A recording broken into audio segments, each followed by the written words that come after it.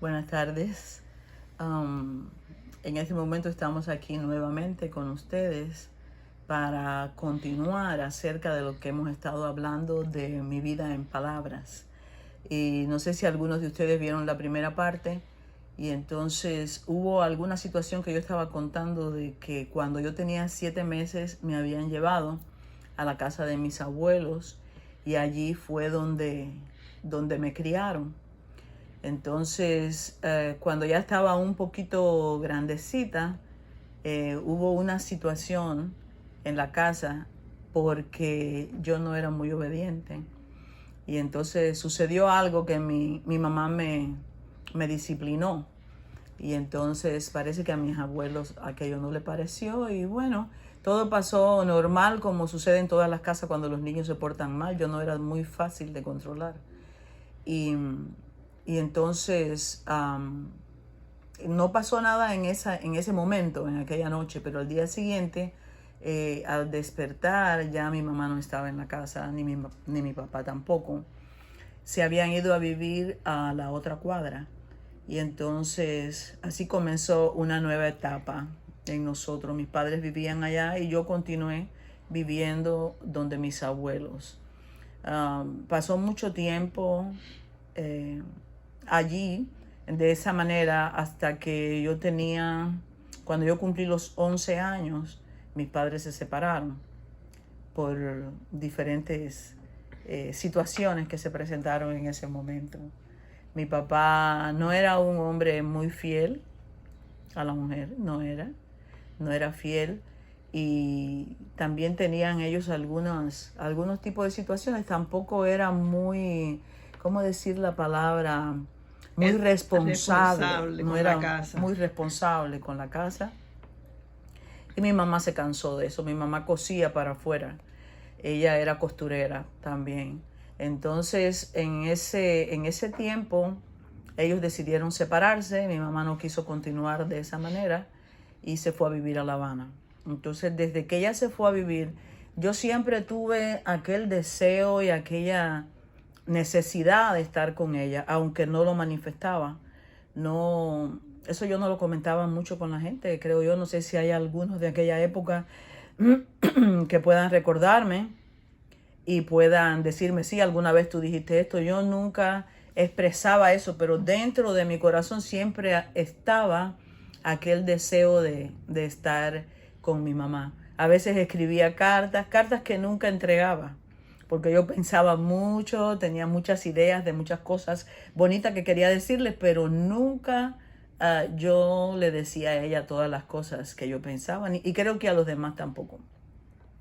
Y así fueron pasando los años y seguí yo viviendo de esa manera en mi casa, y ya cuando se acercaban ya mis 14 años, mi mamá siempre iba todos los años, después que ella pudo, porque ella tuvo una situación un poco difícil en sus primeros tiempos en La Habana, pero después que pasó una, una temporada, unos años, ella siempre me mandaba algún regalito para mi cumpleaños, ropa que ella misma cosía.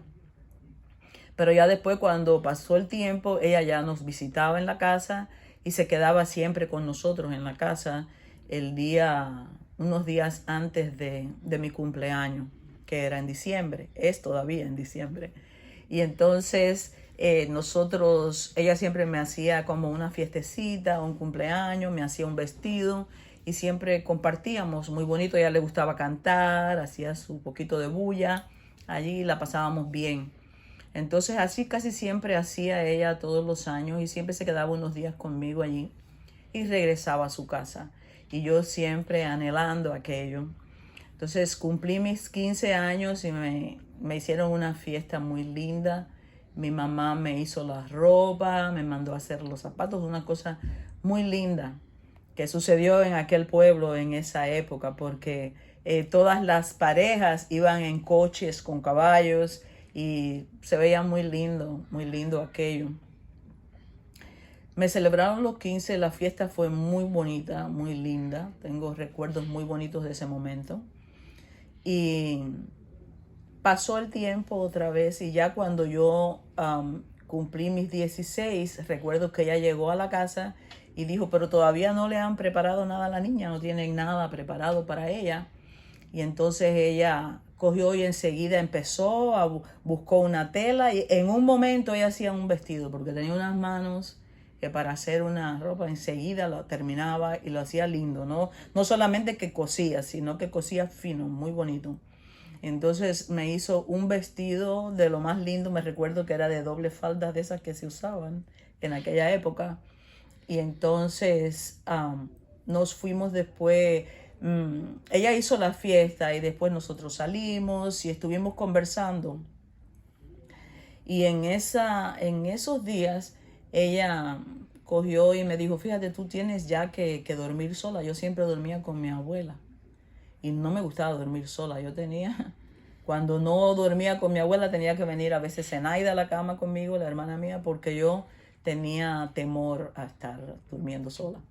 Entonces ella me preparó la cama, me buscó un mosquitero que se usaba allá y entonces preparó todo para que yo empezara a prepararme para dormir sola.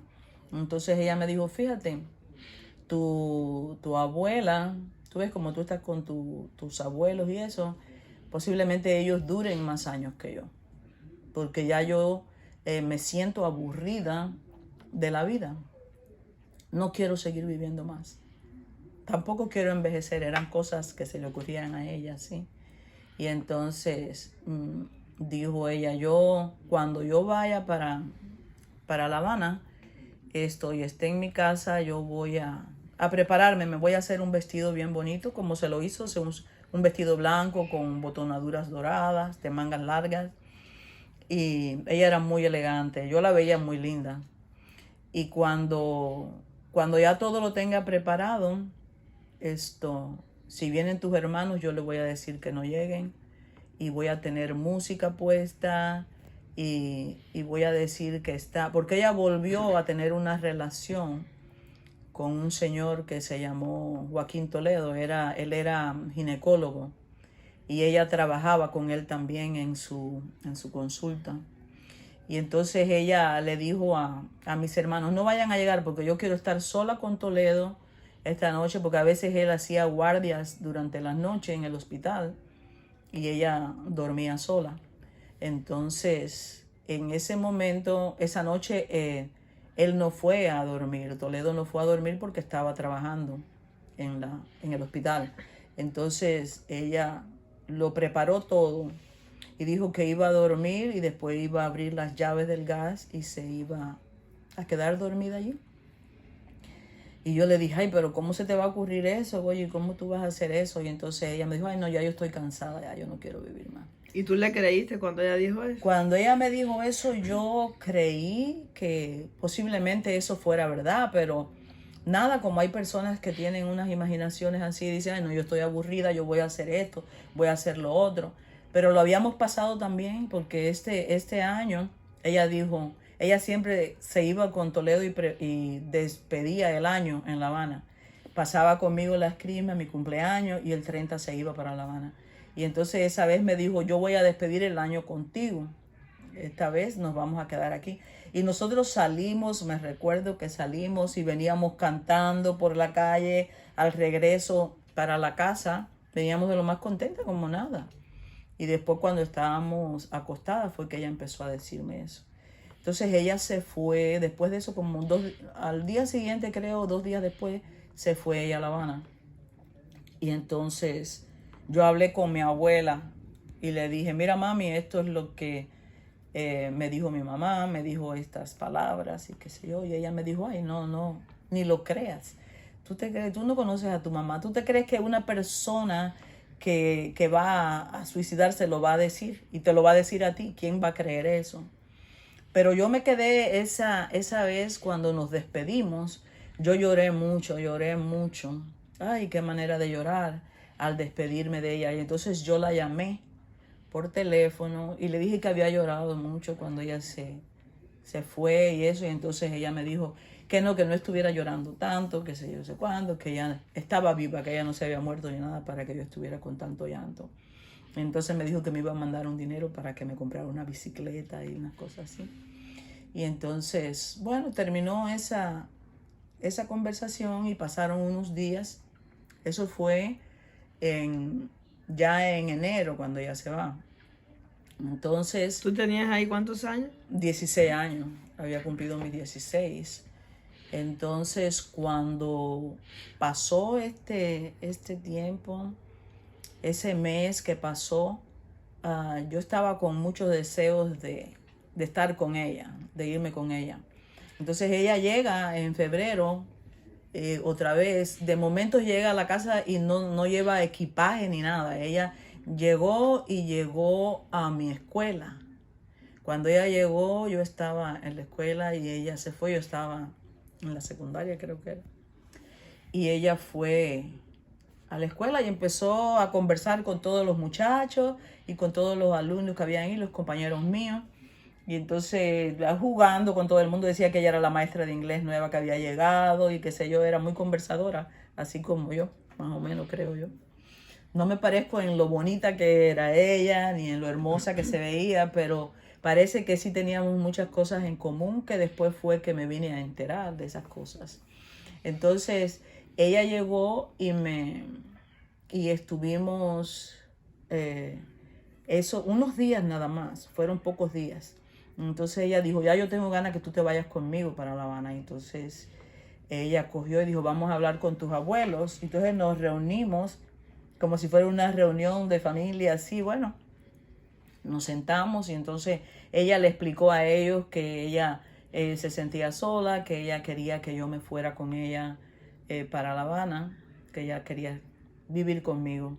Y entonces mis abuelos se quedaron así mirándome. Yo le dije a mis abuelos, no, toda la vida yo he estado con ustedes. Desde que tenía 7 meses estaba con ellos. Y siempre he querido estar con mi mamá. Y yo creo que esta vez yo me voy con ella. Entonces ella empezó, hizo tremenda bulla y empezó a aplaudir y a reírse. Y dijo, me gané a la negrita, me la gané. Y entonces cuando, bueno, ella se va y todo está tranquilo y yo le empiezo a decir a todos mis compañeros de la escuela que yo me iba a ir a vivir a La Habana, que ya yo no iba a estar más en Ciego de Ávila porque me iba con mi mamá me iba a buscar una escuela y mi mamá quería también que fuera a unas clases de baile, ella quería que fuera a las clases de ballet y yo que a mí no me gustaba. Y entonces, pero yo estaba muy contenta con la idea. Para esa época yo estaba ya de novia con el papá de Madeline y ya el papá de mi hija. Entonces ya llevábamos un tiempito, creo que meses o algo así, que él había ido a pedirme la mano, como hacían antiguamente. Y entonces yo hablé con él y le dije que me iba a ir. Fíjate que mi mamá me va a llevar para La Habana y yo me voy con ella. Entonces él me dijo, bueno, pues si tú te vas, termina esta relación porque yo no voy a estar aquí y voy a tener la novia allá en La Habana. Y yo le dije, bueno, pues hasta aquí llegó la relación. Porque yo toda la vida he deseado vivir con ella y yo quiero irme. Entonces, bueno, pasó el siguiente mes, ya era el mes de marzo, y entonces el día 3 de marzo estoy yo arreglándome el pelo en un lugar y mi papá me fue a buscar. Y entonces cuando mi papá llegó, me dijo, mira Mabel, vas a tener que salir ahora para La Habana, vas con tu tía. Y yo le dije, bueno, ¿y para qué? Y me dijo, no, porque tu mamá está enferma. Entonces dije, ay Dios mío, pero si mi mamá estaba de lo más bien. Bueno, tienes que ir, me dijo. Entonces nos fuimos, mi tía y yo, para La Habana. Y cuando ya estábamos llegando a La Habana, yo me recuerdo que yo iba todo el camino con la mano puesta en el pecho. Y en mi mente yo decía, ay Dios mío, que no le pase nada a mi mamá, que yo pueda verla, que no, tú sabes, que no sea un problema grande. Yo pensaba que me la iba a encontrar en el hospital. Y entonces cuando llegamos a una casa de una amiga de mi mamá. Y cuando llegamos a la puerta de ella, yo cogí y entré a la casa buscando a mi mamá pensando que era que la habían traído para la casa de esta amiga. Y entonces cuando entré, pregunté, bueno, ¿y mi mamá dónde es que está? Y entonces esta señora dijo, ay, ya no la engañen más, tu mamá está muerta y está en la funeraria. Cuando me dijeron eso, yo salí corriendo, no quería verle la cara a nadie, y como me volví como loca en ese momento. Entonces fue un choque para mí muy duro para esa época, ¿verdad? Con la edad que tenía. Yo creo que cada vez que una persona pierde un familiar, siempre se sufre. Y cuando se van los padres, yo creo que todo el mundo sufre la muerte de una madre. Pero cuando tú ves a tu mamá saludable, con 41 años solamente, llena de vida, sin ninguna, hasta más, otra situación también que había, ella estaba embarazada, porque ella me lo contó, yo estaba tan contenta, tenía 3 meses de embarazo.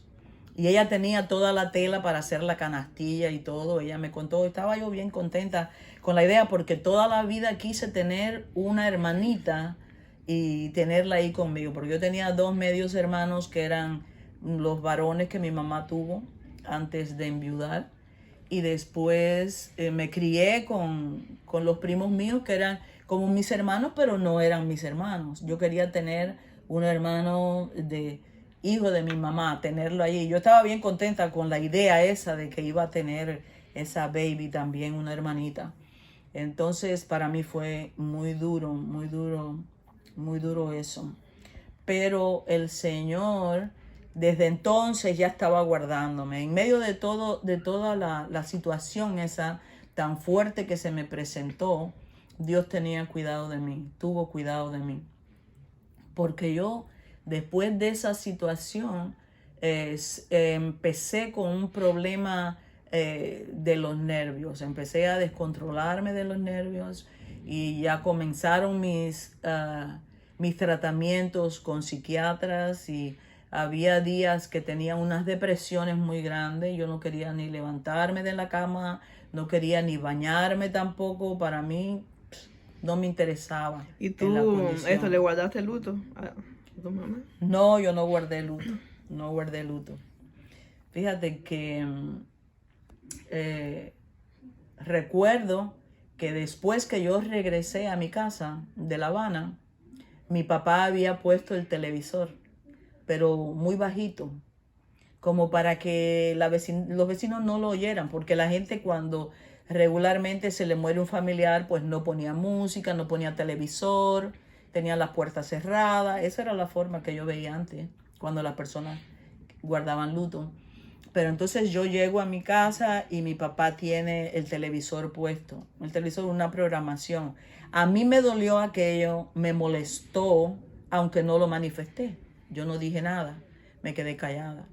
Entonces cogí y creo que fue al siguiente día o a los 2 días, ya yo me metí en el cine. Fui al cine y me pinté la boca, me pinté los labios. Yo regularmente nunca he sido de maquillarme, ni de estarme pintando. Pero fue algo que como una rebeldía. Número uno, no aceptaba la muerte de mi mamá, no la aceptaba. Decía, ¿por qué tuvo que haberme pasado esto? ¿Por qué tú me dejaste? Era lo que yo le decía a mi mamá, ¿por qué me dejaste? ¿Por qué me has dejado sola? ¿No te importó nada? Viraste la espalda de mí, me abandonaste, ¿y ahora qué voy a hacer yo? Entonces, me voy a vestir de luto, me hablaron, ¿no? Ponerte medio luto blanco, porque como era joven, dijo, y yo les dije, el color, yo quiero saber qué color de tela va a poder calmar el dolor que yo tengo. Fue lo que yo pensé. No que lo manifesté tampoco. Yo dije, yo no me voy a poner luto, y me pinté los labios y me metí en el cine. Y me fui. Y así seguí la vida. Nunca estuve guardando luto ni nada de eso. Pero nadie sabe en la condición que yo me encontraba cada vez que me acostaba a dormir. ¿Y tú siempre estabas como hablando con ella? Todo el tiempo, todo el tiempo. Yo me acostaba y empezaba a hablar con ella. Y empezaba a preguntarle por qué te fuiste, ¿por qué hiciste eso? ¿Por qué tú me dejaste a mí sola si teníamos tantos planes? Entonces yo me recuerdo que yo estaba leyendo un libro de Amado Nervo que se llamaba La amada inmóvil. Y entonces él habla de esa persona que él amaba que había muerto y que él esperaba como que esa persona llegara y lo buscara. Y entonces yo todas las noches me acostaba y cruzaba las manos así. Y entonces me ponía a hablar y yo le decía Goyi a ella, yo le decía Goyi, si tú puedes venir y buscarme, si los muertos de verdad se llevan a la gente, yo quiero que tú vengas y me lleves, porque yo no quiero estar aquí, yo no quiero estar aquí. Entonces yo me dormía con la seguridad que mi mamá me iba a buscar en la madrugada y que yo ya no iba a despertar. Ahora, conociendo la palabra de lo que Dios dice, ¿qué es lo que tú piensas que consecuencias de tú estar hablando con alguien que está muerto y que estás llamando también a la muerte sobre ti? Bueno, la consecuencia de eso, cuando la persona muere, dice la palabra de Dios, que muere, que el cuerpo va al polvo y el espíritu vuelve a Dios que lo dio. Pero cuando la persona muere, está allí hasta el juicio. No hay nadie que la levante. Que las personas dicen, no, yo estoy hablando. Tú sabes, hay costumbre que tienen la gente que hablan por los muertos, ¿verdad? Que pasan espíritu, pasan muertos y dicen, este es... los brujeros. Los brujeros, los espiritistas y eso, los mediums, que le llaman. Mediums, bueno. Ellos pasan esos espíritus que se hacen pasar por los familiares. Y entonces dice, bueno, ahora vamos a pasar el espíritu de tu mamá. Ella va a hablar, va a decir qué es lo que pasó, qué sé yo. Y el espíritu puede hablar, ese espíritu puede hablar y puede decir, ¿tú sabes qué? Tu mamá estaba en esta situación, estaba sufriendo, estaba eso. Porque los demonios, hay un mundo espiritual que nosotros no vemos. Y gracias a Dios que no lo vemos. Hay algunas personas que sí lo pueden ver. Pero esos espíritus a veces toman forma y dejan que otras personas lo vean. Pero son demonios. No es ni la mamá ni el abuelo. Pueden fingir las voces y todo. Y pueden hacer tantas cosas. Entonces, cuando tú te pones a hablar con los muertos y empiezas a llamar a tu mamá, como hay algunas personas que a mí me da pena, tú sabes cuándo, porque no conocen esas cosas y dicen, yo tengo a alguien que me está cuidando desde el cielo. Tu mamá no te puede cuidar desde el cielo, ni tu papá te puede cuidar, ni tu hermano. Nadie que se haya muerto puede cuidarte desde el cielo, porque el que se murió está muerto y está descansando hasta el momento en que se ha levantado, ¿verdad? Entonces yo me pasaba hablando con ella y estaba hablando con ella. Entonces eso es una oportunidad. Como una puerta abierta. Una puerta que yo abrí para que entraran los mismos espíritus que la llevaron a ella a la muerte. Porque dice la palabra que Satanás viene para robar, para matar y para destruir. Pero dice el Señor, pero yo vengo para deshacer las obras de Satanás. Entonces nosotros, sin el conocimiento de Dios, mi mamá estaba en una condición, tiene que haber estado en una condición de depresión. En el momento de ella, cuando ya estaba agonizando, ella llamó a alguien, una amistad de ella, Dora Lombida, se llamaba esta señora, y entonces ella la llama y le dice, te van a dar una noticia mañana que te va a entristecer, perdóname, dijo así. Entonces, muchas veces pensé yo que eso fue un momento en que ella pudo haber pedido perdón por la acción que ella había hecho.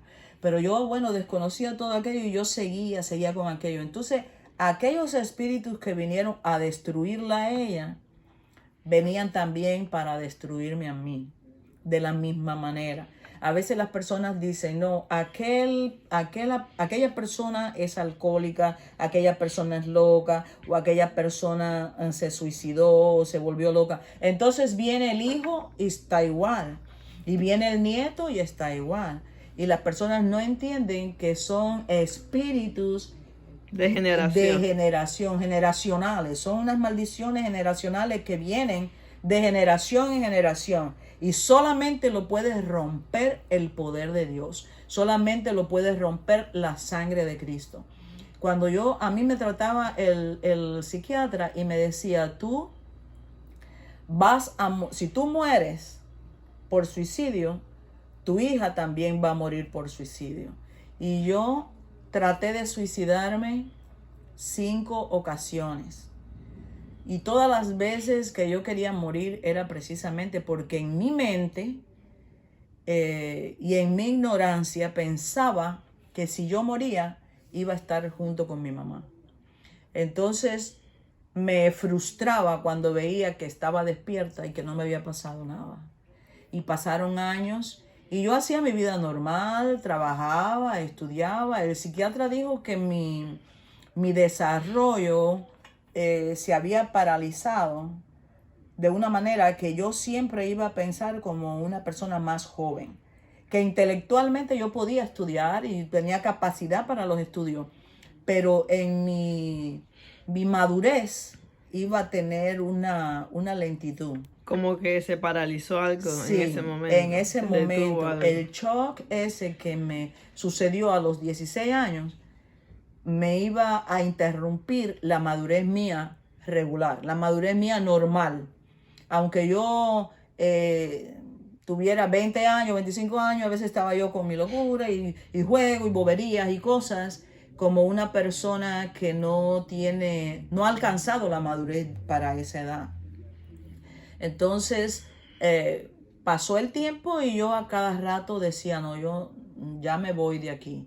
Y yo decía, cuando mi hija crezca no me va a querer. Cuando ella me conozca como yo soy, ella no va a quererme.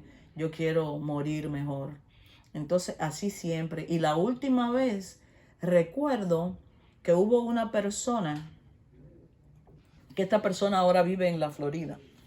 Y ella era vecina mía.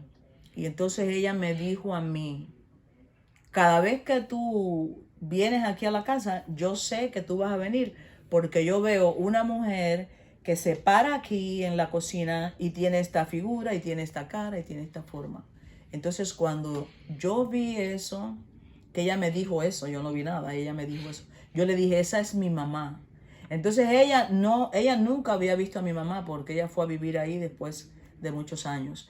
Entonces cuando ella me dijo eso fue, yo dije, mi mamá está detrás de mí todo el tiempo. Entonces ella me dijo, es tu mamá que siempre está contigo. Entonces ahí yo dije, no, ya yo tengo que morir porque ya mi mamá no la puedo hacer esperar más. Entonces fui y compré pastillas porque como me vendían en la farmacia cada rato pastillas porque ya conocían mi problema nervioso, ¿no? Entonces fui y compré, me recuerdo que eran diazepam, clorodiazepóxido, todas las pastillas que pude, eran 350 pastillas las que yo cogí. Entonces las puse en un mortero y la machaqué como donde las personas machacan las especias o el ajo y eso. Y la hice una pasta. Entonces cuando yo hice la pasta aquella, me la comí, no le eché mucha agua. La diluí un poco, pero me la tragué, sabía a rayo aquello. Y entonces hice lo mismo que hizo ella. Preparé todo, lo ordené todo y preparé mi ropa y todo y me vestí me iba a vestir para ya acostarme, a morir. Entonces, la hija de esta señora que me vio, ella me llama por una persiana porque vivía abajo y me dice, Mabel, tú puedes venir acá para que veas como yo estoy aprendiendo taquigrafía para que veas lo rápido que yo puedo copiar las canciones. Y entonces yo le dije, no puedo porque me tomé un diazepam y me voy a acostar a dormir. Y entonces ella me dijo, no, ven para acá. Entonces en el momento que yo bajo, ya ahí yo pierdo el conocimiento. Entonces la otra parte estos testimonios va a ser en el próximo video. En el próximo video, pero no quiero terminar sin decir una porción aquí de la Biblia, porque por muchos lugares que nosotros estemos, a veces aunque no conocemos a Dios, el Señor sabe nuestra vida, nuestro camino. Y hay un salmo, el Salmo 139 para mí es algo muy especial, muy especial.